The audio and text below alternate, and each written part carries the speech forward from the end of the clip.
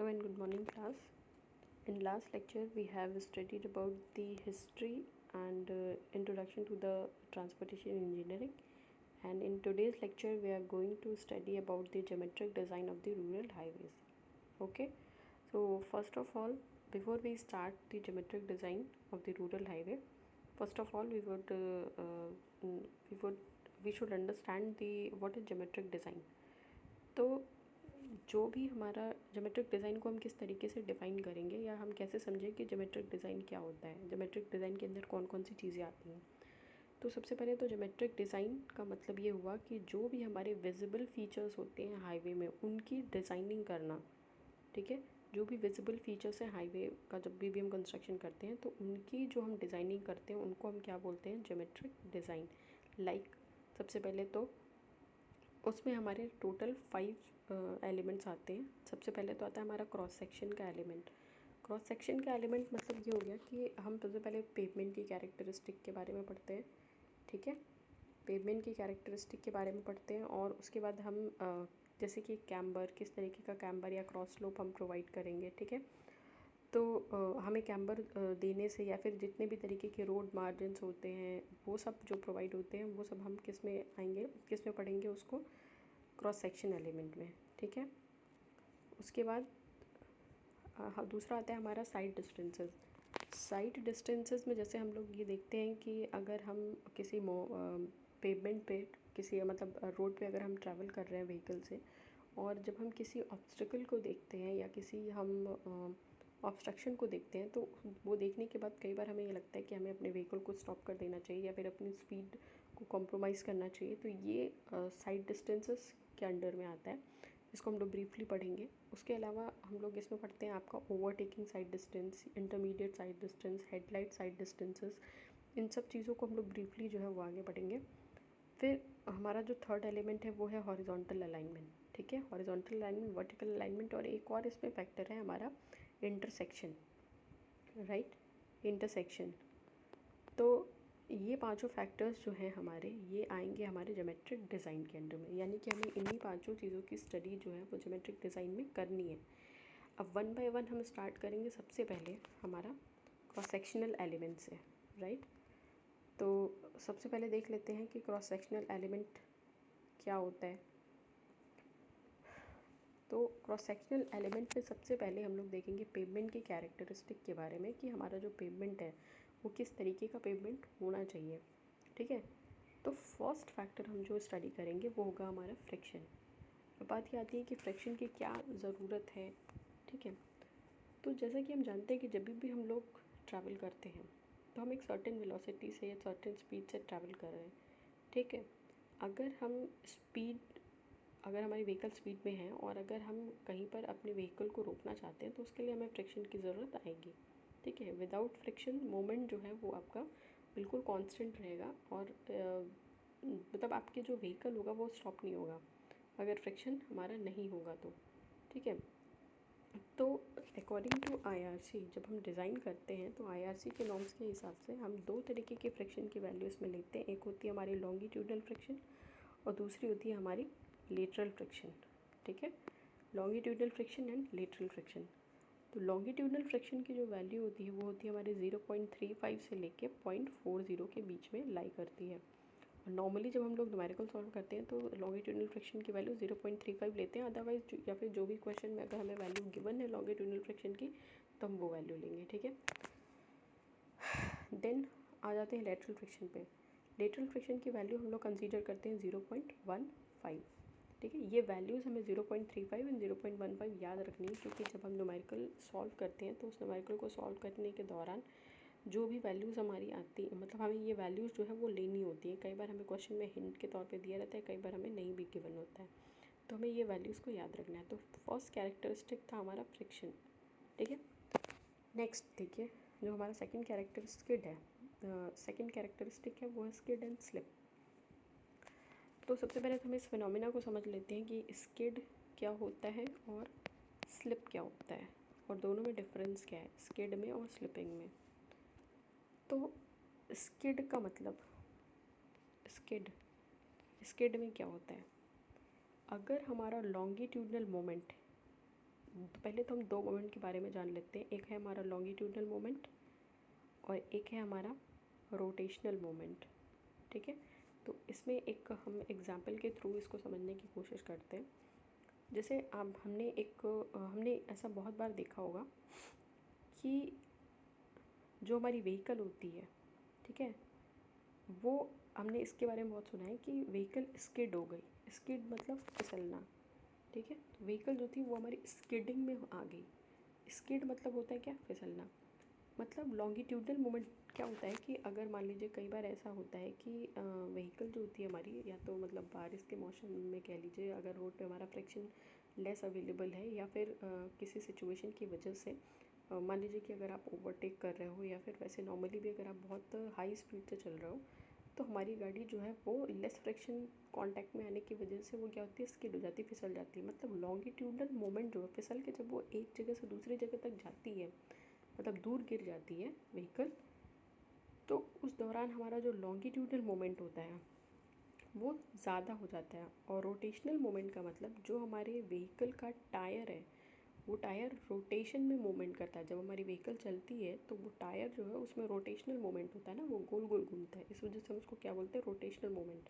तो वो जो हमारे व्हीकल का टायर है उसमें रोटेशनल मोमेंट हो रहा है, और जब जब जैसे जैसे वो आगे बढ़ रही है उसको हम क्या बोलते हैं, लॉन्गिट्यूडनल मोमेंट, मतलब लेंथ के अलॉन्ग मोमेंट। तो स्किडिंग की कंडीशन में क्या होता है कि रोटेशनल मोमेंट जो होता है वो कम हो जाता है, और लॉन्गिट्यूडनल मोमेंट जो है वो रोटेशन के मुकाबले ज़्यादा हो जाता है। मतलब व्हीकल जो है, अगर ये दोनों में बैलेंस होता तो फिर ये स्किडिंग या स्लिपिंग की सिचुएशन नहीं आती। तो जब हमारा लॉन्गिट्यूडनल मोमेंट मतलब लेंथ के अलॉन्ग मोमेंट जो है वो ज़्यादा हो जा रहा है, और उसमें रोटेशन जो है व्हीकल के पहिए में वो कम हो रहा है। ठीक है, यानी कि व्हीकल जो है वो हमारी एक प्लेस से दूसरे प्लेस पे फिसल के दूर चली जाती है, यानी लॉन्गिट्यूडनल मोमेंट ज़्यादा हो गया लेकिन रोटेशनल उसके कंपैरिजन में कम हुआ।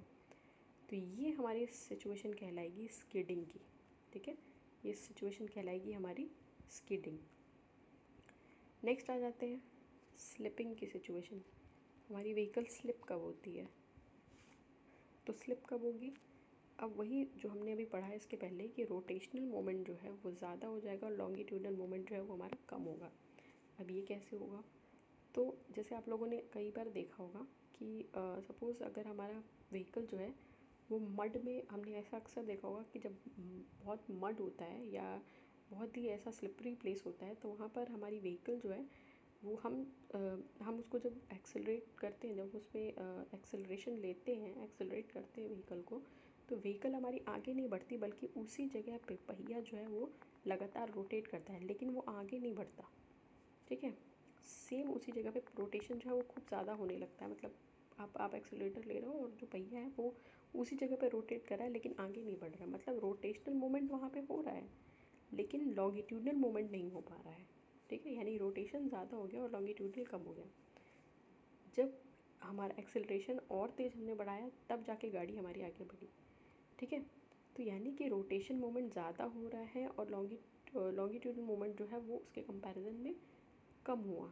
तो ऐसी सिचुएशन हमारी कहलाएगी स्लिपिंग की। ठीक है, यानी अब ये हमने एक एग्जांपल जो दिया ना कि मड में सपोज़ आपका व्हीकल फंसा हुआ है और जब आप उसको निकालते हो तो आप खूब तेज़ी से एक्सेलरेट करते हो बाइक को, बट वो एक्सेलरेट होने पर भी, चाहे आप एक्सेलरेशन लेते जा रहे हो लेकिन वो पहिया वहीं पे रोटेट कर रहा है, वो आगे नहीं बढ़ रहा है। तो वहाँ पे रोटेशनल मोमेंट ज़्यादा हो गया और लॉन्गिट्यूडनल मोमेंट उसके कंपैरिजन में नहीं हो पा रहा है। तो इस वजह से वो सिचुएशन क्या कहलाती है, स्लिपिंग की सिचुएशन। ठीक है, तो दूसरी कैरेक्टरिस्टिक तो हमारी इसकी हो गई। ठीक, अब आ जाते हैं हम थर्ड कैरेक्टरिस्टिक पे, जिसको हम क्या कहते हैं, लाइट रिफ्लेक्टिंग कैरेक्टरिस्टिक। ठीक है, लाइट रिफ्लेक्टिंग कैरेक्टरिस्टिक। ओके, तो अब लाइट रिफ्लेक्टिंग कैरेक्टरिस्टिक को देख लेते हैं। तो सपोज़ हमारा ये पेवमेंट है, ठीक है, और हमने अक्सर ऐसा देखा होगा कि ये पेवमेंट पर यहाँ पर साइड में वाइट स्ट्रिप लगी होती है जो कि कांस्टेंट होती है, और एक जो हमारे बीच में वाइट स्ट्रिप होती है वो थोड़ी सी कहीं कहीं पर कांस्टेंट होती है, कहीं कहीं पे ब्रेक होता है। तो फर्स्ट सिचुएशन हमारी लाइट रिफ्लेक्टिंग कैरेक्टरिस्टिक में बनती है कि black top pavement with white strip border. ठीक है, मतलब हमारा जो पेवमेंट है, जो हमारा रोड है वो कैसा है, ब्लैक। ठीक है, ब्लैक है, ब्लैक टॉप पेमेंट है और उसका जो बॉर्डर है वो क्या है, वाइट है, ठीक है, मतलब वाइट स्ट्रिप्स हैं उस पर, ठीक ना, ये हमारी इस पर वाइट स्ट्रिप है, ठीक। और एक सेकंड कंडीशन है हमारी,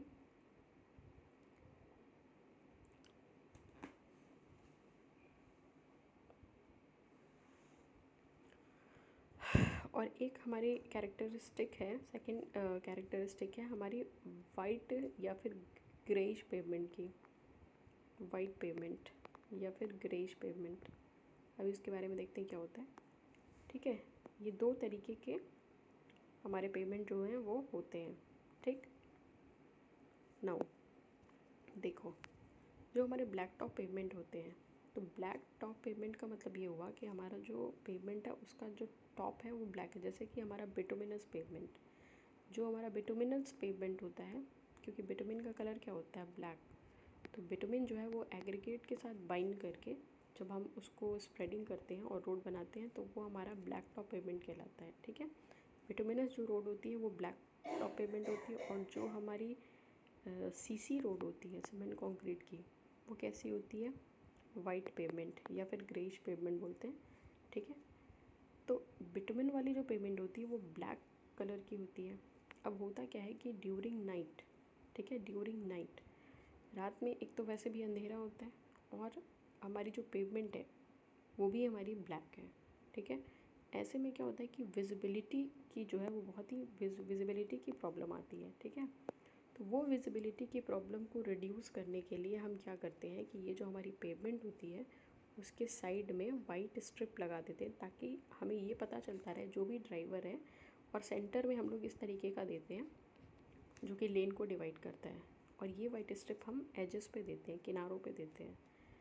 तो ये वाइट स्ट्रिप इसलिए प्रोवाइड की जाती है ब्लैक टॉप पेमेंट पे, ताकि ये चीज़ का बिल्कुल हमें जो ड्राइवर है उसको इस चीज़ का हमेशा पता चलता रहे कि एम्बैंकमेंट किधर है, मतलब रोड का किनारा किधर है, ठीक है। ऐसा ना हो कि जो ड्राइवर जो है वो ड्राइव करते करते एम्बैंकमेंट से दूर चला जाए। इस वजह से हम क्या करते हैं, साइड पे वाइट स्ट्रिप या वाइट बॉर्डर प्रोवाइड करते हैं, ठीक है, ओके। जो हमारी ब्लैक टॉप पेमेंट होती है वो ड्यूरिंग डे, नाइट की तो प्रॉब्लम हमने देख ली कि विजिबिलिटी का इशू आ रहा है, बट ड्यूरिंग डे उनकी विजिबिलिटी बहुत अच्छी होती है और उनमें कोई भी ग्लेयरिंग इफेक्ट नहीं होता है, मतलब कोई चमक जो है नहीं आती है आंखों पर, और बहुत ही ईज़िली हम ड्यूरिंग डे उसमें ट्रैवल कर सकते हैं बहुत ही आसानी से। लेकिन जो हमारी वाइट पेमेंट होती है, वाइट पेमेंट जो होती है वो नाइट के दौरान तो उसकी विजिबिलिटी अच्छी होती है, ड्यूरिंग नाइट वो विजिबिलिटी के लिए बहुत ही अच्छा होता है, लेकिन ड्यूरिंग डे उसमें ग्लेयरिंग इफेक्ट आता है। मतलब अगर हम व्हीकल लेके चल रहे हैं और सनलाइट जब हमारी उस पेमेंट में पड़ती है, तो उसकी जब वो सनलाइट पेमेंट में पड़ती है तो वहाँ से एक चमक निकलती है जिसको हम लोग बोलते हैं ग्लेयर इफेक्ट, ठीक है। तो ये हमारी कहलाती है लाइट रिफ्लेक्टिंग कैरेक्टरिस्टिक, ठीक है। ब्लैक टॉप पेमेंट है तो हमने देखा क्या प्रॉब्लम आ रही है, वाइट पेमेंट है तो देखा क्या प्रॉब्लम आ रही है, ठीक है। तो हमने 3 कैरेक्टरिस्टिक पढ़े, फ्रिक्शन, फ्रिक्शन का characteristic, okay, friction characteristic, skid and slip, और जो हमने थर्ड कैरेक्टरिस्टिक पढ़ा वो क्या पढ़ा है, हमारी लाइट रिफ्लेक्टिंग कैरेक्टरिस्टिक, ठीक। चलो अब हम लोग जो नेक्स्ट पढ़ेंगे वो होगा हमारा पेमेंट अनइवननेस, ठीक है। अब देखो सबसे पहले तो हम पेमेंट अनइवननेस से क्या समझते हैं। देखो पेमेंट का मतलब तो हमने आपको बता ही दिया है कि पेमेंट होती है वो हमारी समझ लो आपके रोडवे की विड्थ को बोलते हैं। और अनइवननेस, इवन का मतलब होता है एक बराबर, अनइवननेस का मतलब हुआ कि एक बराबर अगर नहीं है तो, लाइक अगर हम पेमेंट अनइवननेस को डिफाइन करें तो हम क्या कहेंगे इसको, व्हाट इज़ पेमेंट अनइवननेस, तो it is vertical cumulative undulation per unit length of, vertical मतलब ये जो वर्टिकल डिस्टेंसेस हैं इनका अंडुलेशन, मतलब ये जो ऊबड़ खाबड़ होती है रोड हमारी, ये जैसे अगर हम ऊबड़ खाबड़ रोड होती है तो इनका वर्टिकल अंडुलेशन देखते हैं, ठीक है। जैसे मान लो ये रोड है हमारी, यहाँ से इसका वर्टिकल अंडुलेशन देख रहे हैं, फिर सपोज ऐसे, मतलब ये हॉरिजॉन्टल सरफेस पे से कितना अप या कितना डाउन हमारा अंडुलेशन है, मतलब ऊबड़ खाबड़ है रोड, ठीक है। Per unit length of road में हम लोग इसको मेज़र करते हैं, ठीक है।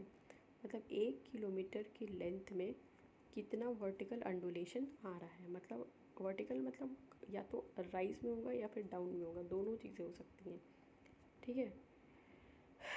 तो ये हमारा पर यूनिट लेंथ में होता है, मतलब 1 किलोमीटर में कितना हुआ, ठीक है। अगर हम देखते हैं इसके कैरेक्टरिस्टिक के बारे में, तो अगर हमारा गुड पेमेंट के लिए कि हमारा कितना वर्टिकल अंडुलेशन हो कि मतलब हम उसको सही माने, क्योंकि आपने कई बार ऐसे देखा होगा कि जब हम रोड पे चलते हैं हाई स्पीड से, खास करके हाई स्पीड में, तो हमें ऐसा लगता है कि हमारी गाड़ी या व्हीकल जो है वो जर्क आ रहा है, उसमें वो उछल रही है। ऐसा क्यों होता है? क्योंकि जो हमारी पेमेंट है वो बिल्कुल एक बराबर नहीं होती है, वो थोड़ा बहुत अंडुलेशन उसमें रहता है, चाहे वो जितना भी फिनिश्ड रोड रहे। तो वो वर्टिकल अंडुलेशन की बात हो रही है यहाँ पे। तो ये हम कैसे कहें कि हमारा पेमेंट जो है वो कब तक वो हम अवॉइडेबल है? तो गुड पेमेंट के लिए हमारा जो वर्टिकल अंडुलेशन है वो 150 सेंटीमीटर 1 किलोमीटर की बात हो रही है। ये 1 किलोमीटर में 150 सेंटीमीटर से ज़्यादा नहीं होना चाहिए, ठीक है। मतलब अगर अप टू 150 सेंटीमीटर है 1 किलोमीटर में, एक्मुलेटेड वैल्यू है ये, ठीक है। यानी 1 किलोमीटर में टोटल 150 सेंटीमीटर से ज़्यादा नहीं, ये एक जगह की बात नहीं हो रही है। ये नहीं कि एक ही पॉइंट पे 150 सेंटीमीटर हो, ये total through out the 1 kilometre length की बात हो रही है। अब दूसरी बात ये है कि हम इस चीज़ को मेज़र कैसे करें, कि हम ये कैसे मेज़र कर लें कि वर्टिकल अंडुलेशन कितना है। तो उसके लिए हम एक डिवाइस का यूज़ करते हैं जिसका नाम है बम्प इंटीग्रेटर। बम्प इंटीग्रेटर, ठीक है। बम्प इंटीग्रेटर का यूज़ करके हम पेमेंट की इवननेस और अनइवननेस को नाप सकते हैं, ठीक है। तो ये कैरेक्टरिस्टिक हो गई हमारी पेमेंट कैरेक्टरिस्टिक। ओके, नाउ जो सेकंड कैरेक्टरिस्टिक है हमारी वो है कैम्बर या फिर क्रॉस स्लोप। तो सबसे पहले तो आ जाते हैं, देखते हैं कैम्बर क्या होता है। तो कैम्बर जो है वो एक तरीके का ट्रांसवर्स स्लोप है, ठीक है। ये हमारा ट्रांसवर्स स्लोप है, ठीक, जो हम प्रोवाइड करते हैं रोड में। ट्रांसवर्स का मतलब परपेंडिकुलर डायरेक्शन में। जैसे ये हमारा रोड है, तो यहाँ से परपेंडिकुलर डायरेक्शन में हम देखेंगे कि ट्रांसवर्स डायरेक्शन में हम जो स्लोप दे रहे हैं रोड में उसको बोलते हैं कैम्बर। अब दूसरी बात ये है कि हम ये जो ट्रांसवर्स स्लोप है वो क्यों दे रहे हैं? तो ये हम इसलिए देते हैं ताकि हमारा जो वाटर है वो ड्रेन आउट हो सके, ठीक है। वाटर जो है वो हमारा ड्रेन आउट हो सके। वाटर के ड्रेनेज के लिए हम लोग कैम्बर जो है वो प्रोवाइड करते हैं, ठीक है। क्योंकि क्या होता है कि जैसे मान लीजिए अगर हमारी एक्सट्रीम रेनफॉल की सिचुएशन आती है, तो उस सिचुएशन के दौरान अगर हमारा रेनफॉल जो है वो इस पर पड़ेगा, तो ये जो पानी है वो हमारा ये रोड के सरफेसेस पे नहीं रुकेगा, जबकि वो ड्रेन आउट होके एजेस पे चला जाएगा, ठीक है। तो इसको हम लोग बोलते हैं क्या? कैम्बर, ठीक है। This is called as camber. Okay, now अब देखो दूसरी बात ये है कि ये जो हम कैम्बर प्रोवाइड करते हैं वो बहुत ही स्लाइट होता है, क्योंकि देखो जितने भी रोड होते हैं वहाँ पर कैम्बर प्रोवाइडेड होता है। तो बट क्या हमें ये आज तक फील हुआ कि हमारा जो रोड है उसमें साइड जो है वो नीचे है और जो सेंटर पोर्शन है वो थोड़ा सा उठा हुआ है? ऐसा हमें कभी फील नहीं होता है, इसलिए क्योंकि ये बिल्कुल स्लाइट होता है, बहुत ही कम होता है। और ऐसा क्यों है? क्योंकि जब हम कैम्बर प्रोवाइड करते हैं तो हम इतना हाई राइज नहीं दे सकते कैम्बर में, क्योंकि अगर आप खुद सोचो कि अगर हमारी पेमेंट का जो सेंटर पोर्शन होगा वो ज़्यादा उठा होगा और एजेस अगर उसके मतलब नीचे होंगे, तो क्या एक कंफर्ट राइड होगी? वो नहीं, वो बिल्कुल भी अनकंफर्टेबल जर्नी होगी। तो कंफर्ट के हिसाब से हमें कैम्बर को बहुत ही स्लाइट रखना है, मतलब बहुत ही कम रखना है, ठीक है। तो कैम्बर हम प्रोवाइड तो करते हैं, लेकिन हम सिर्फ और सिर्फ उतना ही कैम्बर प्रोवाइड करेंगे जितना कि हमारे वाटर के ड्रेनेज के लिए सही हो, मतलब जहाँ जितना भी पानी जो है वो ड्रेन आउट हो जाए, बट कहीं से भी हमारी जो जर्नी है वो अनकम्फर्टेबल ना रहे।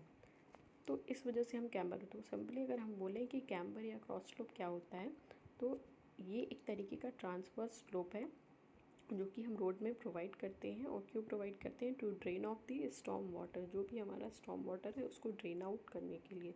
बेसिकली कैम्बर का काम जो है वो वाटर को ड्रेन आउट करने का है, ताकि वाटर जो है हमारे सरफेसेस पे एक्यूमुलेट ना हो। क्योंकि हम जानते हैं कि जो हमारी रोड की सरफेसेस होती हैं, खास करके जो हमारी बिटुमिन रोड होती है, तो बिटुमिन जो है वो हमारा वाटर का एक तरीके से ये कह सकते हैं हम कि दुश्मन है।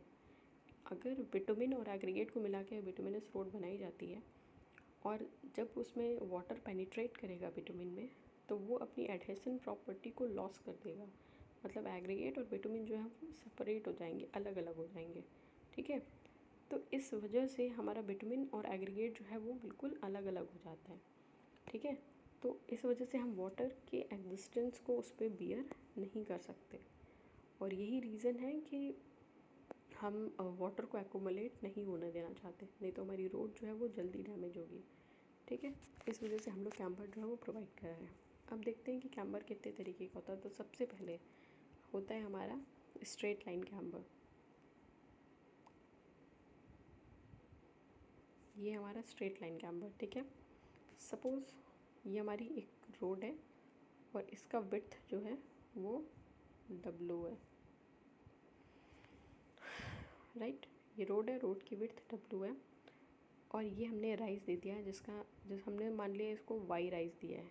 ठीक, और ये स्लोप हमारा कितना है, हमने मान लिया इसको 1/n, 1/n या टेन थीटा बोल सकते हो, उसको टेन थीटा भी बोल सकते हैं। ठीक है, अब हमने कितना राइज दिया है, यही वैल्यू हमें इसमें फाइंड आउट करनी है। यही y की वैल्यू हमें इसमें निकालनी है कि हमने कितना राइज इसमें दिया हुआ है। ठीक, तो सबसे पहले ये तो बात हो गई हमारी स्ट्रेट लाइन कैम्बर की। तो हम इसको थोड़ा सा सॉल्व करते हैं, y की वैल्यू निकालते हैं। तो tan theta is equal to what? Tan theta is equal to perpendicular upon base. तो what is perpendicular distance? y upon what is base? देखो, ये जो पूरे हमारी रोड की विड्थ है वो W है, और हम ये सिर्फ इस ट्रायंगल में देख रहे हैं। ठीक है, तो ये जो डिस्टेंस हो जाएगी वो हमारी कितनी हो जाएगी? W/2। तो tan theta is equal to y upon base is W/2। यानी यहाँ से अगर हम y की वैल्यू, और हम जानते हैं tan theta is equal to what? 1/n। तो यहाँ से अगर हम y की वैल्यू निकालेंगे तो y हो जाएगा हमारा y is equal to W/2n। ठीक है, y is equal to W/2n। ये हमारी वैल्यू आ गई स्ट्रेट लाइन कैम्बर की। ठीक है, ये वैल्यू आ गई किसकी? हमारी स्ट्रेट लाइन कैम्बर की। Okay then, now move to the second one. Second one हमारा क्या है? Second one is parabolic camber. Second one is parabolic camber. देखो, अब पैराबोलिक कैम्बर का क्या मतलब हुआ? मतलब जो हम कैम्बर प्रोवाइड कर रहे हैं, जैसे हमारा ये रोड है, इस रोड की विड्थ हमने W मान ली, यहाँ पे जो हम कैम्बर प्रोवाइड करते हैं वो पैराबोला के शेप का होता है, तो हमने उसको पैराबोलिक कैम्बर बोल दिया। ठीक है, यहाँ पर भी हमने ये कितना राइज दिया है? y, और ये हमारा कितना हमने मान लिया, ये है हमारा 1/n। तो अब इस पैराबोलिक कैम्बर में भी हम क्या करेंगे? y की वैल्यू निकालेंगे। हम y की वैल्यू क्यों निकाल रहे हैं? क्योंकि y ही हमारा सेंटर पोर्शन का राइज पार्ट है। ठीक है, हम कितना राइज दे रहे हैं रोड से, हमें यही वैल्यू निकालनी है। तो y की जो वैल्यू होगी वही वैल्यू हमें फाइंड आउट करनी है पैराबोलिक। तो अभी हम क्या करते हैं कि पैराबोलिक में केस मान के चलते हैं। अगर x और y की केस में माने कि अगर ये हमारा x है और ये y डायरेक्शन है, तो अगर हम x की वैल्यू 0 लें, ये x 0 है, तो y भी यहाँ पर क्या होगा? 0 हो जाएगा।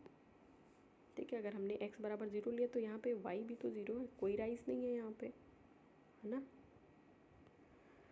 अब अगर हम दूसरा केस लेते हैं, x इज इक्वल टू, ये हमारा टोटल विड्थ कितना है?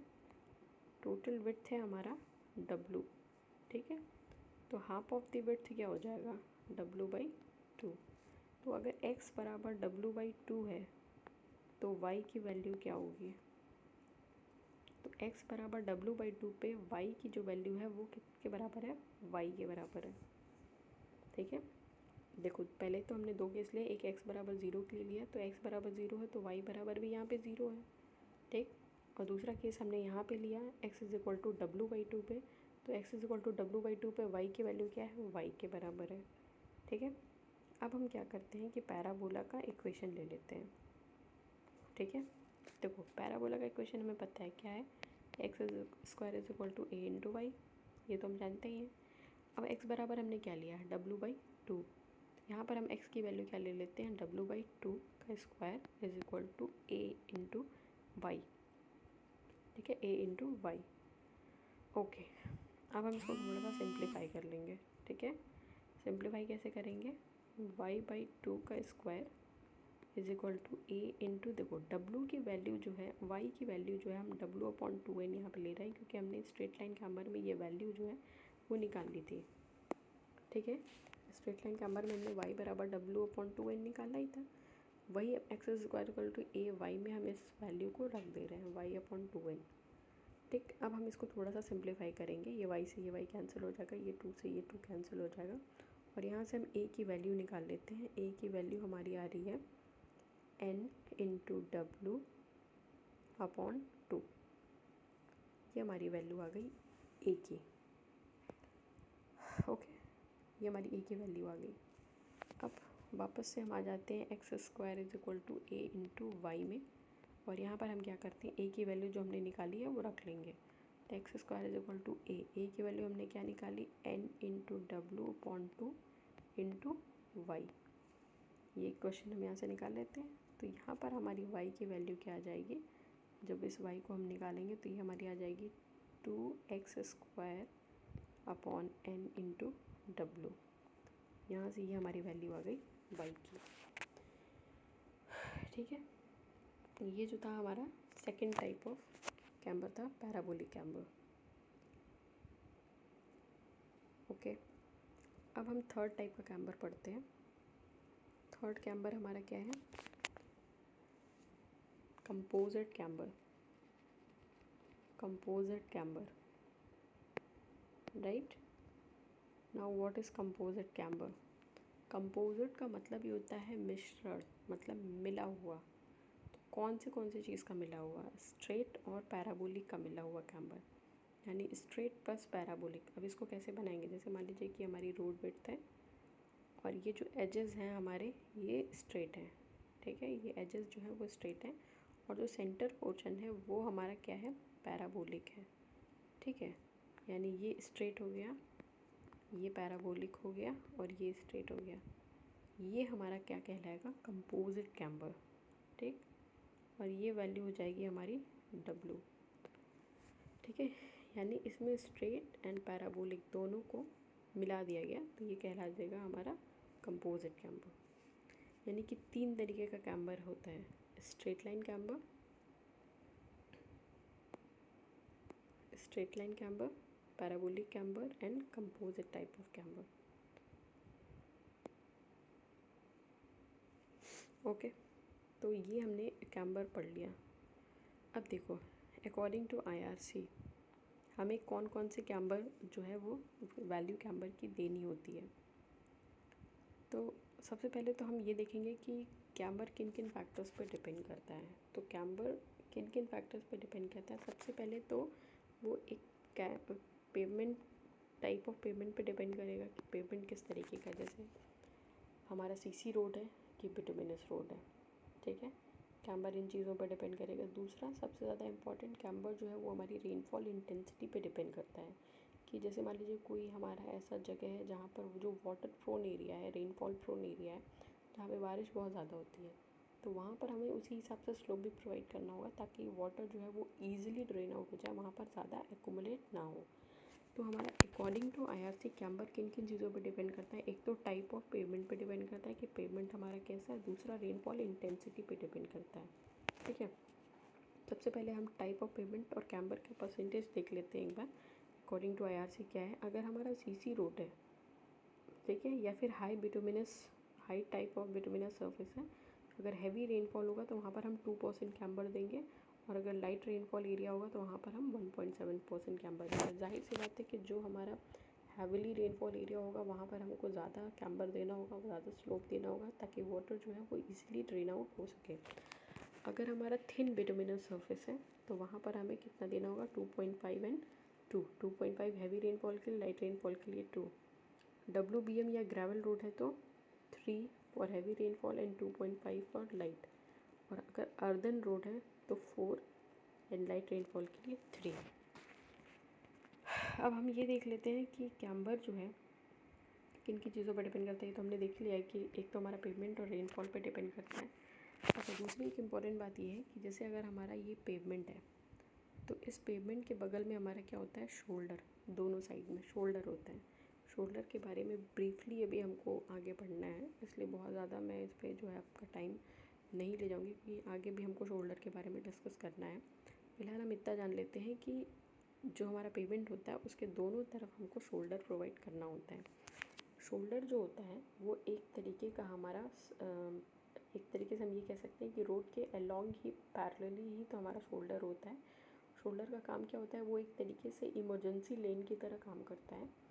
इमरजेंसी लेन मतलब जैसे मान लीजिए कि अगर हमारा व्हीकल जो है, अगर हम ओवरटेक करना चाह रहे हैं या फिर अगर हमारी कोई व्हीकल ख़राब हो जाती है तो हम उसको शोल्डर में पार्क करते हैं ताकि हमारे रेगुलर ट्रैफिक में कोई कंजेशन ना हो। अब बात यह है कि हम में से बहुत लोगों ने शायद शोल्डर कभी ऐसे सही से देखा ही ना हो। तो हर जगह शोल्डर वैसे तो स्पेसिफिकेशन के अकॉर्डिंग में प्रोवाइड करना चाहिए, बट क्योंकि हमारे पास लैंड अवेलेबिलिटी इतनी नहीं हो पाती है कि हम सारे स्पेसिफिकेशन को फॉलो कर सकें, तो बहुत जगहों पे शोल्डर नहीं दिया रहता है। बट शोल्डर होता दिखने में कैसा होता है, जो हमारा पेवमेंट होता है उस पेवमेंट से थोड़ा सा रफ सरफेस होगा और थोड़ा सा उससे स्लोप में होगा। ठीक है, सरफेस रफ इसलिए रखते हैं ताकि जो हमारा राइडर है, जो ड्राइवर है, वो डिस्करेज हो, वो उस पर अपने व्हीकल को चलाना ना चाहे। ठीक है, हर कोई चाहता है कि जब वो गाड़ी से चले तो बिल्कुल स्मूथ सरफेस पे चले ताकि बिल्कुल अच्छी स्पीड और बिना जर्क के वो चलता रहे। तो शोल्डर जो होता है उसका सरफेस थोड़ा सा जानबूझ के रफ़ रखा जाता है ताकि उसको कोई as a regular lane use ना कर सके, क्योंकि वो एक तरीके से इमरजेंसी लेन है। ठीक है, तो अगर हम ओवरटेकिंग करते हैं तो ओवरटेकिंग ऑपरेशन के लिए हम शोल्डर का यूज़ कर सकते हैं। अगर हमारे पास पेवमेंट में जगह नहीं है तो और हमको ओवरटेक करना है तो हम शोल्डर का यूज़ करके ओवरटेक कर सकते हैं। सेकेंडली उसका सरफेस को थोड़ा सा रफ रखते हैं। ठीक है, तो ये जो हमारा शोल्डर होता है यहाँ पर भी हम कैम्बर प्रोवाइड करते हैं, क्योंकि मान लीजिए अगर ये आपका पेवमेंट है और यहाँ पर हमने ये कैम्बर प्रोवाइड कर दिया है तो वाटर जो है वो ड्रेन आउट होकर हमारा एजेस पे जाके रुकेगा। ठीक, और एजेस पे अगर जाके रुकता है यानी कि वो शोल्डर पे इकट्ठा हो जाएगा। और हमने बताया कि शोल्डर भी एक तरीके से इमरजेंसी लेन है, तो हम ये बिल्कुल भी नहीं चाहेंगे कि शोल्डर पे वाटर जो है वो एक्यूमुलेट हो। तो इस वजह से हम क्या करते हैं कि जो शोल्डर होता है इस शोल्डर को भी थोड़ा सा स्लोप दिया जाता है। ठीक है, तो ये कितना हम ज़्यादा इसको और भी ज़्यादा स्टीप रखेंगे, कितना 0.5% of the camber of the road. मतलब इस हम रोड पे हम जितना भी कैम्बर प्रोवाइड करेंगे उससे 0.5% ज़्यादा रखेंगे। ठीक है, 0.5% ज़्यादा कैम्बर हम प्रोवाइड करेंगे। ओके, देखो अगर हमारा सीसी रोड है, सीसी पेवमेंट है, मतलब सीमेंट कंक्रीट की रोड है, तो वहाँ पर स्ट्रेट लाइन कैम्बर देना प्रेफर किया जाता है। ठीक है, स्ट्रेट लाइन कैम्बर देते हैं। और अगर हमारा ऐसी रोड है जहाँ पर फास्ट मूविंग व्हीकल ज़्यादा हैं और ओवरटेकिंग ज़्यादा करनी है, ठीक है, तो ऐसी जगहों पर हम पैराबोलिक कैम्बर प्रोवाइड करते हैं या फिर हम इलिप्टिकल कैम्बर भी प्रोवाइड करते हैं। दोनों तरीके के कैम्बर प्रोवाइड करते हैं, पैराबोलिक या इलिप्टिकल। क्योंकि जब हम पैराबोलिक प्रोवाइड करते हैं तो उसमें क्या होता है कि ओवरटेकिंग करना आसान होता है। और सबसे बड़ी बात कि व्हीकल जो हमारी फास्ट स्पीड से चल रही होती है, स्पीड ज़्यादा होती है, तो उसके लिए हमें पैराबोलिक कैम्बर प्रोवाइड करना चाहिए। ठीक है, उसके बाद से एक रिलेशन देख लेते हैं ग्रेडियंट और कैम्बर के बीच में। एक रिलेशन है हमारा G=2 × C, जहाँ पे G जो है वो हमारा ग्रेडियंट है और C जो है वो हमारा कैम्बर है। ठीक है, कैम्बर और ग्रेडियंट में जो रिलेशन है वो है हमारा G=2 × C। Okay, now moving to the disadvantage. अगर हम कैम्बर दे रहे हैं और अगर हमने एक्सेसिव कैम्बर प्रोवाइड कर दिया तो उससे हमें क्या नुकसान होगा। सबसे पहला तो ये कि अगर हम बहुत ज़्यादा कैम्बर प्रोवाइड कर देंगे, जैसे मान लीजिए हमारी रोड है और हमने यहाँ पर कैम्बर दे दिया ज़्यादा, यानी कि ये जो सेंटर पोर्शन होगा उसकी वो बहुत ऊपर हो जाएगा और एजेस जो होंगे वो नीचे हो जाएंगे उसके कंपैरिजन में। तो अगर व्हीकल हमारी चल रही होती है तो व्हीकल तो भाई बीचों बीच चलेगी सेंट्रल लाइन में। तो अगर ये सरफेस उठा हुआ रहेगा तो व्हीकल जो होगी वो हमारी टिल्ट रहेगी, मतलब हमेशा झुकी हुई रहेगी एक तरफ, मुड़ी हुई, मतलब बहुत ही डिस्कम्फर्ट होगा। ठीक है, तो अगर हम एक्सेसिव कैम्बर प्रोवाइड कर देंगे तो व्हीकल क्या हो जाएगा, हमारा टिल्ट हो जाएगा या फिर डिस्कम्फर्ट की प्रॉब्लम आने लगेगी। ठीक है, जो हमारी व्हीकल्स होती हैं उनकी ज़्यादातर टेंडेंसी होती है सेंट्रल लाइन चलने की। अगर हमारा ये पेमेंट है और ये सेंट्रल लाइन है तो व्हीकल्स जो होती हैं वो सेंट्रल लाइन ज़्यादा टेंडेंसी होती है मूव करने की। ठीक है, क्योंकि सेंट्रल लाइन में लोग ज़्यादा सेफर फील करते हैं। ठीक, तो ये सब हमारे जो थे वो कुछ डिसएडवांटेजेस थे, राइट। सो अभी जो आगे हम लोग नेक्स्ट लेक्चर में आगे हम लोग रोड मार्जिन्स के बारे में पढ़ेंगे और साइड डिस्टेंसेस के बारे में पढ़ेंगे। फ़िलहाल जो हमारा क्रॉस सेक्शन का पोर्शन है कैम्बर तक का, वहाँ तक ख़त्म हो गया। अभी क्रॉस सेक्शनल एलिमेंट में और भी चीज़ें बाकी हैं, रोड मार्किंग या फिर आपका right of way, carriage way, ये सारी चीज़ें भी बाकी हैं। तो उनके बारे में हम लोग ब्रीफली अभी नेक्स्ट लेक्चर में पढ़ेंगे। ओके, हाँ, तो ये कह सकती हूँ कि अगर इसमें कोई प्रॉब्लम है तो आप उसको you all are free to ask. Okay then, thank you so much for watching this. Thank you.